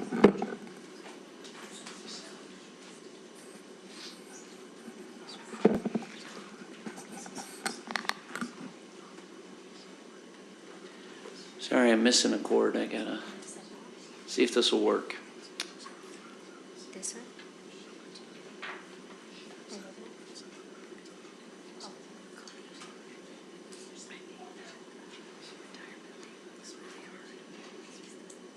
Hi, can you hear me?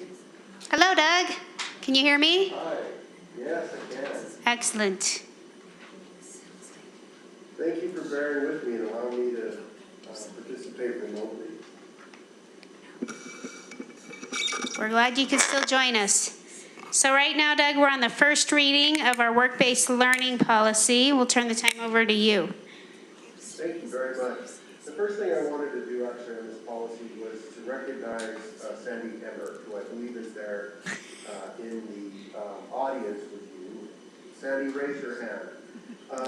I just want the board to know how tirelessly Sandy works on developing and maintaining our work-based learning program. She provides amazing opportunities for our students to be able to get real-life experience in the technical education program in Granite School District. And she's the one who put this policy together, and again, someone who also tirelessly works to build relationships with partner organizations and to develop contracts.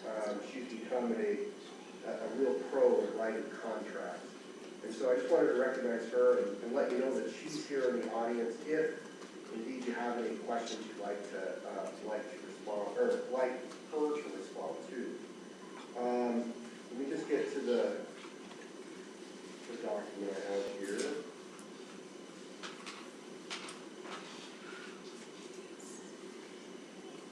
So the work-based learning program, or excuse me, the work-based learning policy is required by state law and by USBE rule. The point of this policy is to essentially create a framework and a process for running the work-based learning program. This policy is process heavy. But that's because there are certain requirements in the state law and the USBE rule And Sandy has captured those in this policy. And I'd be happy to answer any questions or have Sandy answer any questions that you have. And just as a reminder, our policy committee has already taken a look at this and worked through some things and given some suggestions, but we'll open it up for discussion. Connie? Oh, this was, I thought it was pretty thorough. I didn't have any questions, and Sandy, if you did it, thanks. This is, it was good. I really enjoyed reading it. I mean, I just was impressed with how thorough it was. Nicole? Doug, we had a conversation about, under the transportation, part J, if that was redundant. Did you decide that it needed to be line itemed out? Yes, the reason it was left in is because it does follow the state rule. Let's see, you said under subsection J, correct? Correct. And so this is 2 and 3. The student's parent or guardian has the sole responsibility providing the student transportation to and from the work site. Any student is driving themselves to the work site is prohibited from driving other students. Oh, I'm sorry, 1 and 2. It's what, yeah, 1 and 2. Sorry about that. We could combine those two things. Those two things do come out of the rule, but if you feel like it would be more readable, we'd be happy to combine 1 and 2 into one section there. It is mentioned twice that the district's not going to be responsible, but parents will be responsible for it. Is that what you'd have us do, Nicole? Sorry, say that again, Doug? Is that what you'd like us to do, to combine those? I just wondered what the purpose was in having it not combined, because it does seem like it's the same thing. You, Stan? Yeah, Sandy, do you want to come up here to the mic so our online listeners can? The concern for some people, I don't know, Connie, if people heard what your comment was. Connie was saying maybe it's good to have in twice just to kind of remind people, hey, we're not in charge of transportation. But I assume there's a bigger reason for leaving that in. So part of the issue with how it was written is that the state board rule says you have to address each of these issues. And it outlines exactly what we have to talk about in the board policy. And the interesting thing is we have that in other policy in the district, but it requires it in this policy. I don't care. I mean, I just, cleaning things up and making them a little bit more concise. I didn't know if that was something that we could do, or if it needs to be there, Yeah, it just follows the language of that state rule. All right, if there aren't any more questions, I'll look for a motion to approve this policy as a first reading. I move that we accept Article 10B2, work-based learning, as a first reading. I'll second. We have a motion and a second on the table to approve as a first reading Article 10B2, work-based learning policy. Any further questions, comments, or concerns? All in favor say aye. Aye. Any opposed? Motion carries unanimously. Thank you, Sandy, for being here tonight. Thanks, Doug. We're moving on to... Great job on that policy. It's a really good, strong. It is. And thank you for all the work you do beyond the policy making, because you are critical. So thank you. Aww. Can I come play? All right. We have 4 second readings. Do you want me to mention this right after? Okay. We're going to start with Article 9A3G, vacancies, transfers, and promotions. All 4 of these policies are HR policies. So Doug, we'll turn it over to you for number 1.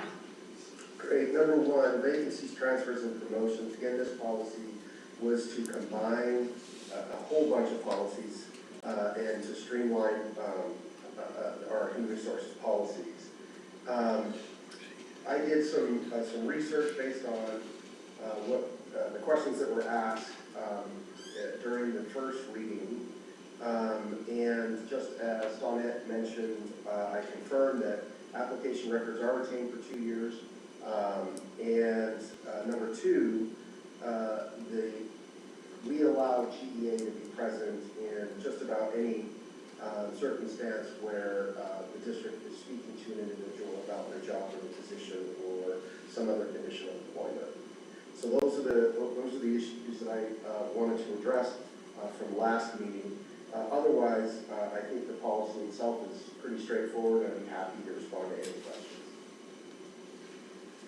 Any concerns or questions with this policy? If not, I will entertain a motion to approve this as a second and final reading.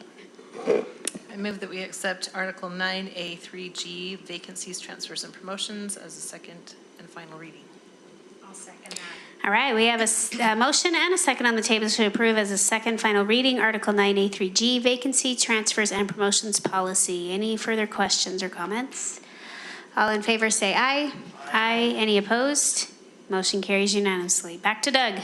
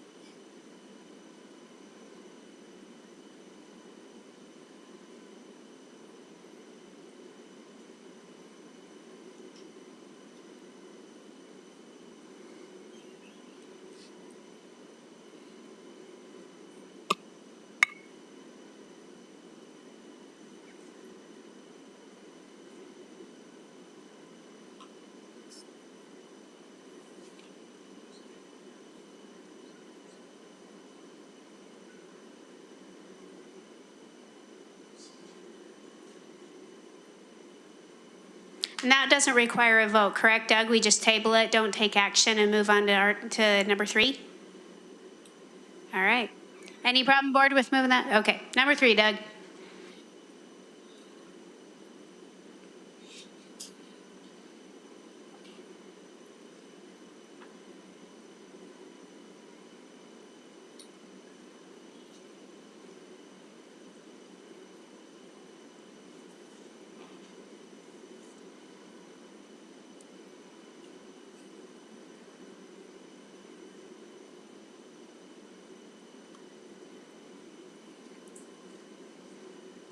Do we have a motion?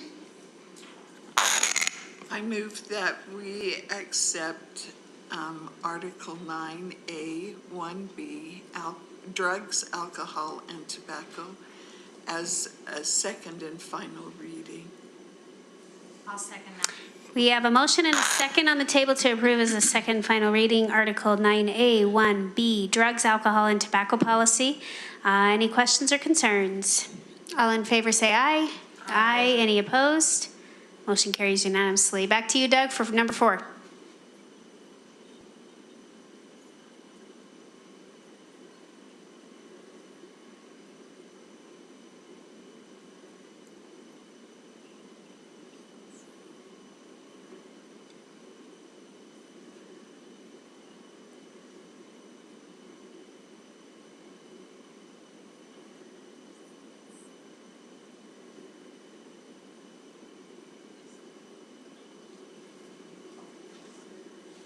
Do we have a motion on this policy?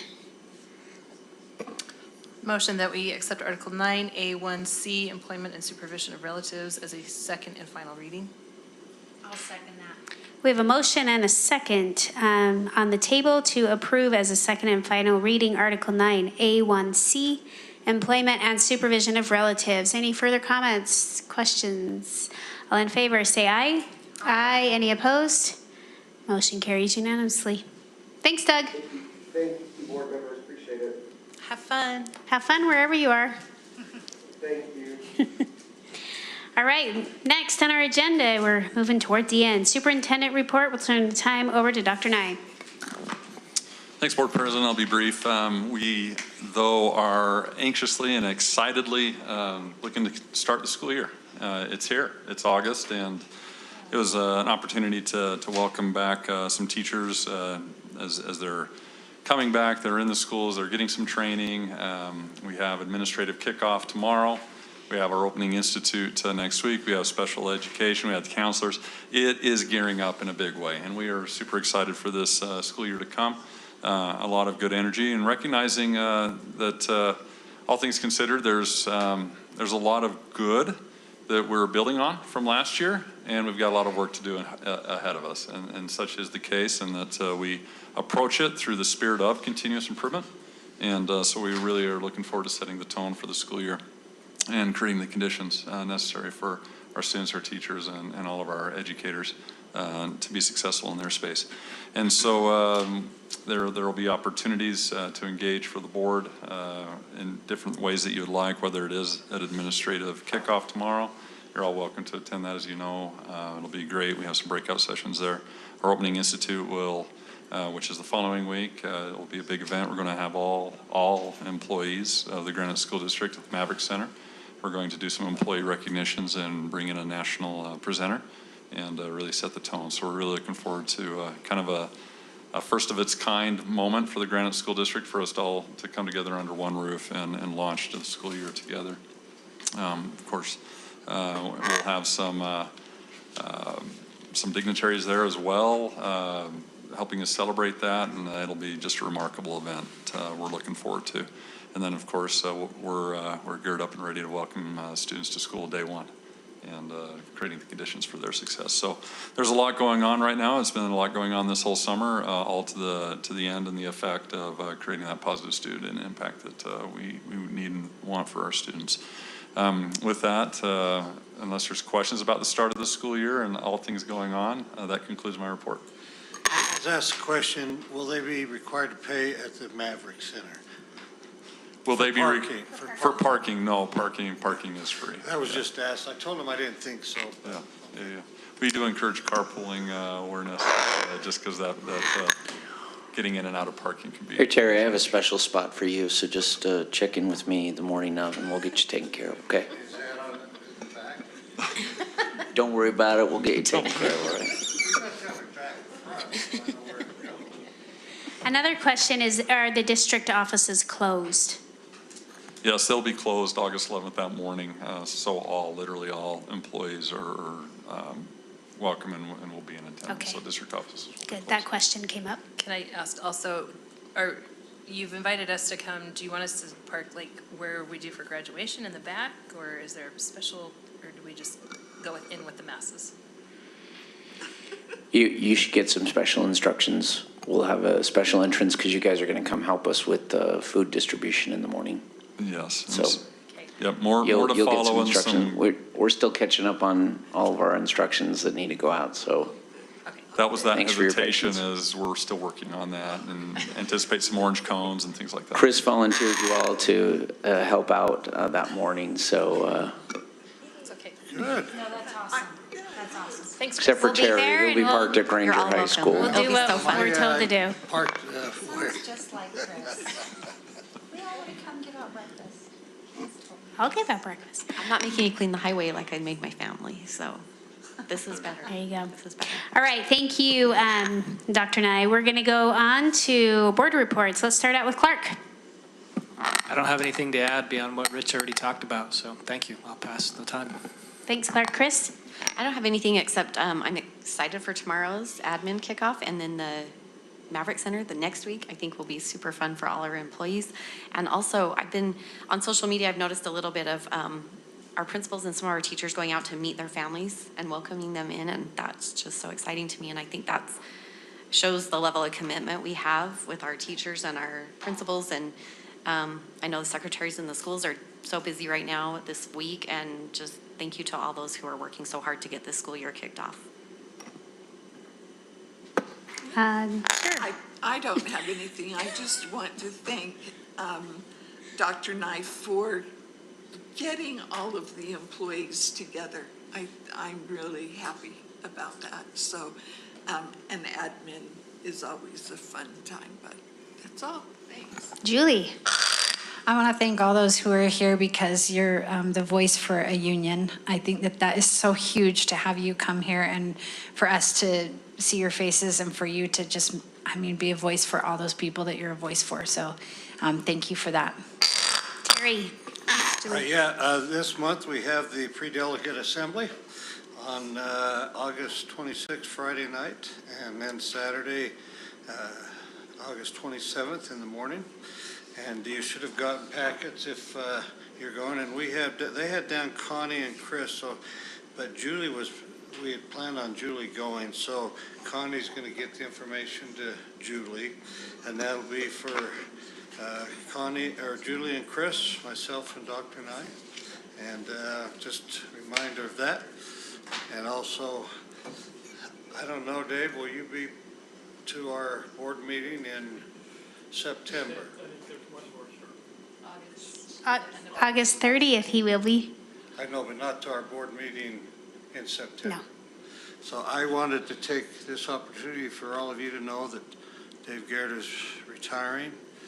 A great example of being committed to a district, and I want you to know, and I think I speak on behalf of all of us, that this being your last meeting, thank you for what you've done for this district. You've left it in very good hands, and it's in very good shape, so thank you. Nicole. I just wanted to thank those who, my husband, I'm gonna embarrass him right now. He asked me the other day, so do they just turn off the air conditioning in all the buildings during the summer? And I said, no, because that's when they go in and they clean the classrooms and they redo the floors and they re-wax, they clean everything from top to bottom, and just wanted to recognize the hard work that there are a lot of people still working during the summer and appreciate all the hard work that they do. I know the registrars are working really hard to get schedules up. Our admin have been working all year long. So thank you for those of you who have been working in the summer, and wanted to recognize my son took a summer school course. I want you to know that I can pass 7th grade math. As can he. I almost had to call in a favor though, Michelle. But appreciate those teachers. And he was really cute about it because he said, I just want to go tell my teacher thank you. I want to get back on campus and tell him thanks. But I know there's teachers who have been working during the summer as well, and appreciate those teachers. And I know Stephanie Wood has coordinated that, so pass on thanks to Stephanie. And she was really on top of it. I was very impressed because we got the emails and, this is a reminder, you should be halfway through, you should be, and we panicked and, of course, sat down and had some 8-hour days. But thank you to those people who really have turned that into a positive experience and had those kids, help those kids with those classes. And I also wanted to say thanks to Dave. It's been fun to get to know him, and I'm so excited for him to be able to go and do some fun traveling with his wife and the next chapter of his life. But appreciate what you have done for our district. Recognize that you have left us in an amazing place, and your leadership and your example have been wonderful. So thank you for all you've done. Thanks, Nicole. I'm going to build on that. I don't know if anybody knows, but 56 years at Granite was his career. Is that right? 56 years, and you will not find a more loyal employee within the walls of Granite School District. And his work and his team's work has been phenomenal. We're AAA bonded. That is a goal we are seeking to maintain because it ends up saving us so much money down the road in interest rates and bond funds and so many more things. And so I do wish you well on your retirement, and know you'll be missed. And you have big shoes to fill. So I also wanted to speak about our new admin appointment at Granger High. Dr. Tyler Howe, I can't tell you, it has electrified the Granger community within which I reside. And it is such a fun thing to get phone calls and texts from friends and community members saying, wow, thank you so much. Thank you, thank you, thank you. And so I'm excited I'm excited for Granger and the entire community, and to see where Dr. Howe take on the challenges and partner with us as a school board and with the community, with parents and with teachers, most importantly, to see good things happen at Granger. So I just wanted to pass along the Granger community's thanks for that admin appointment. And we look forward to see how that goes. Nicole mentioned this, registration's going on right now, thanks to all of our secretarial staff. I know that they're putting in long hours, our counselors as well. And I am happy that it continues to be more and more digital. I remember going into the elementary years ago and signing a pack of paper this thick, and now I click on a button. I registered my daughter for high school yesterday, and it was click, read, sign, and pay my fees, and I'm done. And so all within the confines of my own house. And now she eagerly waits her schedule, which has not come through yet, but I'm sure it will. Anyway, and so I know there's so much work behind the scenes, and frankly, a lot of the work, the secretaries are the glue that holds everything together, between, the admin office, the teachers, the communication with parents, and their plates are full. So I wanted to give them a special shout out during this comment. We do have a quick point of order. I'm going to throw the attention over to Ben, who's going to remind us about some school community council things. You all received an updated version of the School Community Council Manual. Under state law, you're required to receive that training annually, so you'll get a video link with all of our training videos, and just if you have any questions, just making sure that's the thing. Thank you. Thanks, Ben. Okay, that leaves us to the end of our meeting. We do have need of an executive session.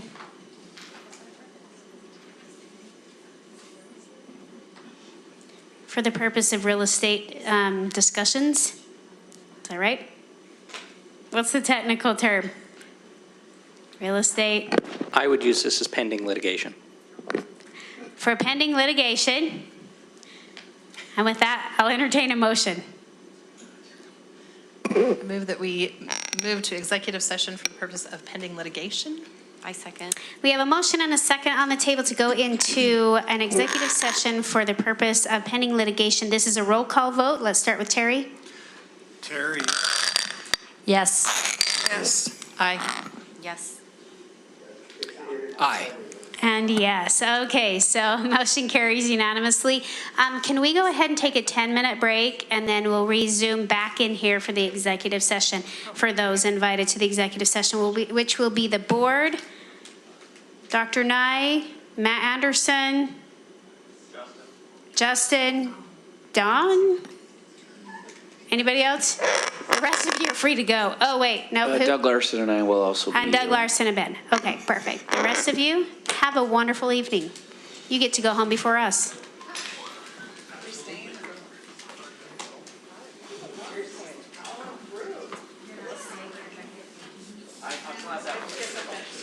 Doug, can you hear us still?